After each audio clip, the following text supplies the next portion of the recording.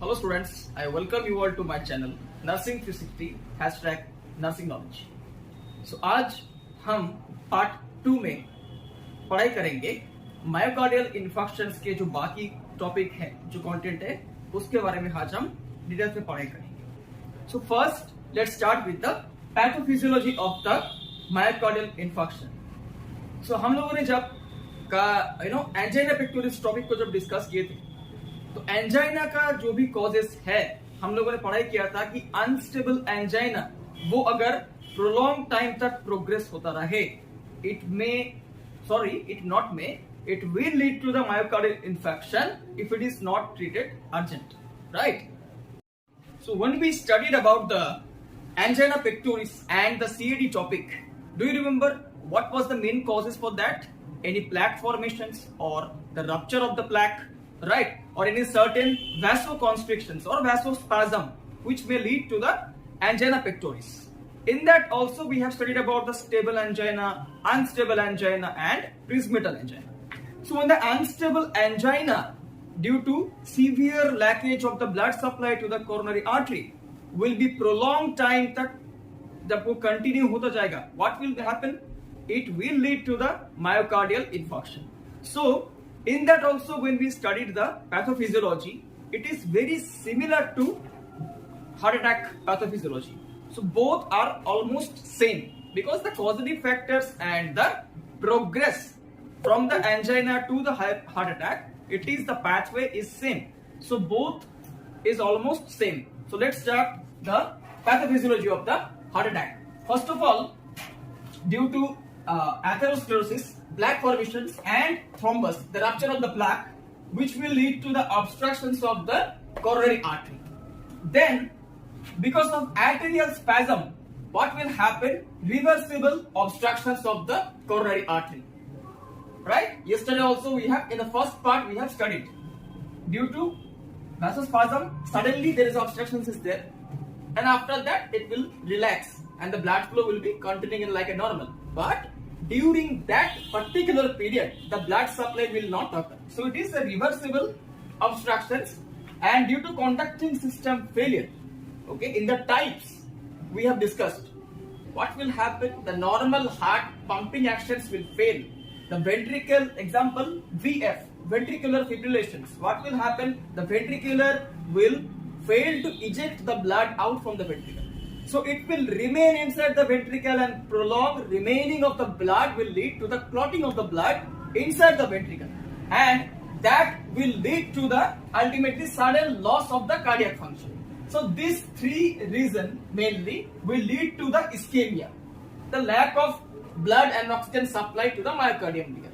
And prolonged ischemia will lead to the hypoxia.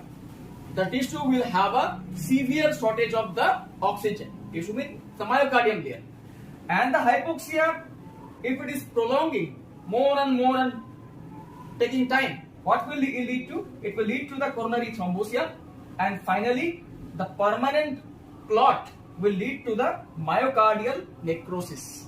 And the myocardium layer will be finally destroyed, and it is ultimately the irreversible process where the myocardium layer will not heal and it will be permanently damaged, and ultimately the complete cardiac functions will get changed. Okay, and the person, if it is not taking treatment immediately, the persons will die. Okay, so this is the ultimately pathophysiology. And one thing, when the hypoxia will occur continuously, when the coronary thrombosis will be there, permanent clot will be there, okay, in that period the unstable angina will occur. We have studied also, right? And this is the ultimately pathophysiology of the myocardial infarction. You can take a screenshot so you can copy it to your notes book. Okay, so now we will study about the signs and symptoms and the diagnostic evolutions of myocardial infarction. So the common signs and symptoms of the MI, that can be chest pain, that can be, then that pain, it can radiate to the jaw, okay, and the left arm side. It means the left side of the jaw and the arm will have a pain during MI. So if the patient or anybody that you have seen they are having chest pain, and also the pain is radiating to the jaw and the left arm. Be very careful, it can lead to MI. It is not normal gastric pain. So then sometimes the patients may feel numbness also, okay, and nausea, then dyspnea, difficulty in breathing or the shortness of breathing, then vomiting. Yes, the patients can vomit also, and then the patients may feel fainting because the blood supply will not reach to the brain sufficiently, because all the organ, especially, right, not only brain, all the organ will not have a sufficient blood supply.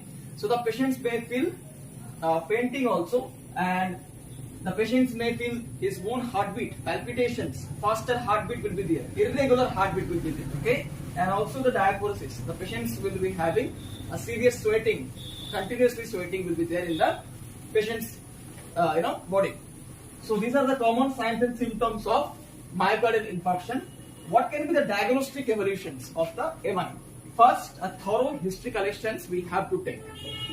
We can classify the pain, right? The chest pain we can classify, and we can, of course, at least 60 to 70% we can make a diagnosis that this is not a gastric pain. This can also be a pain of myocardial infarction. So thorough history collections will help you to classify the pain. Then physical examinations. When the physicians will do the physical examinations, during the auscultations, there will be a murmur sound. But that murmur is, especially the systolic murmur will be there because of the arterial stenosis and the coronary artery stenosis. There will be a systolic murmur in the auscultation. Then ECG changes. Through the ST elevations and ST depressions, we can classify which type of MI it is. Either it is non-STEMI or it is a STEMI. So through the ECG changes also we can find out what kind of myocardial infarction. Then cardiac stress test. To know the heart status or heart functional load, we can find out through the cardiac stress test.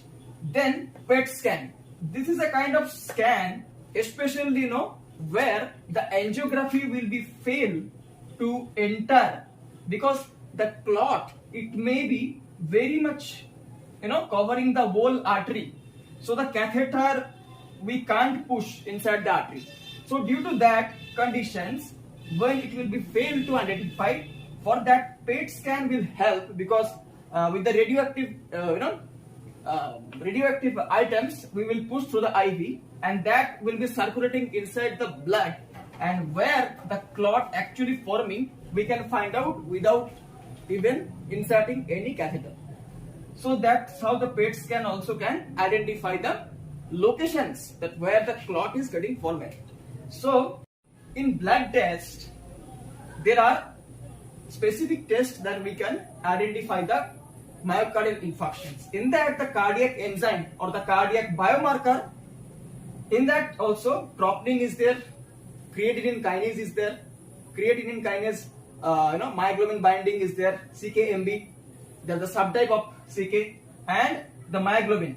So these 4 tests will give you the excellent results of the myocardial infarction. Okay, the troponin level also will be increasing. Creatinine kinase and CKMB, they both will increase in 3 to 6 hours first. Then in the 16 to 30 hours, the level of the CKMB will be in a peak level. Okay, and then myoglobin level also we can check through the blood test, and throughout this test we can identify the types of the myocardial infarction. So these are the signs and symptoms, and these are the diagnostic evolutions of the myocardial infarction. So basically there are 3 types of management of MI, that is medical management, surgical management, and the nursing management. So in medical management, we have to provide to the patient a combine of drugs that will support the ultimate cardiac functions. So there is a code name to remember the drug's name very easily, that is MONA. Okay, MONA.